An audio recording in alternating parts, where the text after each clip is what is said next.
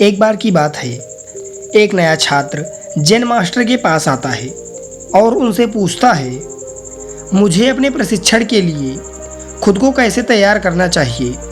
जेन master ने समझाते हुए कहा, मुझे एक घंटी समझो और मुझे एक हल्की ठोकर दो और तुम्हें एक धीमी आवाज़ मिलेगी।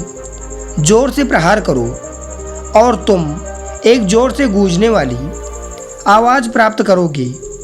हमें उतना ही मिलता है जितना हम देते हैं।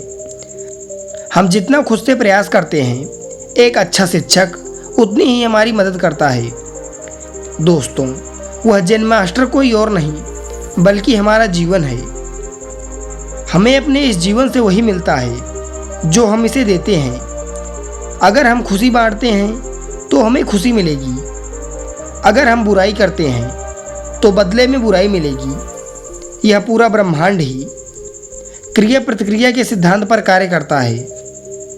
हम जितनी लगन और मेहनत के साथ किसी काम को करेंगे, हमें उसके उतने ही अच्छे और बड़े परिणाम मिलेंगे। और यही सिद्धांत हमारे शब्दों पर भी लागू होता है। यह ब्रह्मांड हमें सब कुछ वापस कर देता है। अगर आप इस ब्रह्मांड में अपने शब्दों की नकारात्मक ऊर्जा छोड़ेंगे कि मैं गरीब हूँ, मैं कमज़ोर हूँ, मैं मुसीबत में हूँ, मैं अशांत हूँ, तो यह ब्रह्मांड आपको यही सब वापस कर देगा। अगर आप अपनी पूरी आंतरिक इच्छा शक्ति के साथ यह महसूस करते हैं और बोलते हैं कि मेरे साथ सब अच्छा हो रहा है, मैं खुश हूँ, मैं शांत हूँ और मैं अमीर बन रहा हूँ, तो यह ब्रह्मांड आपके जीवन में यही सारी चीज़ें वापस कर देगा। तुरंत ना सही, लेकिन देगा ज़रूर।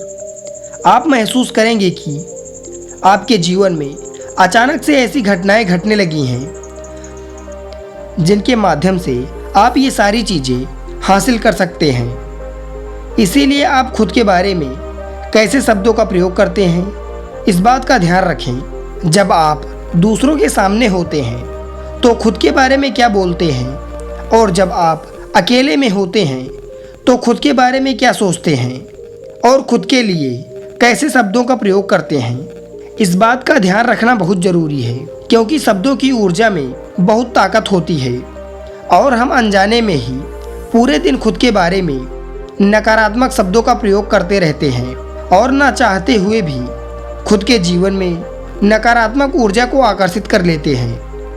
शब्दों की ताकत का अंदाज़ा आप इसी बात से लगा सकते हैं कि संगीत, जो कि शब्दों और कुछ ध्वनियों का मेल है, वो किसी भी उदास इंसान के चेहरे पर हंसी और कुछ इंसान की आंखों में आंसू भी ला सकता है।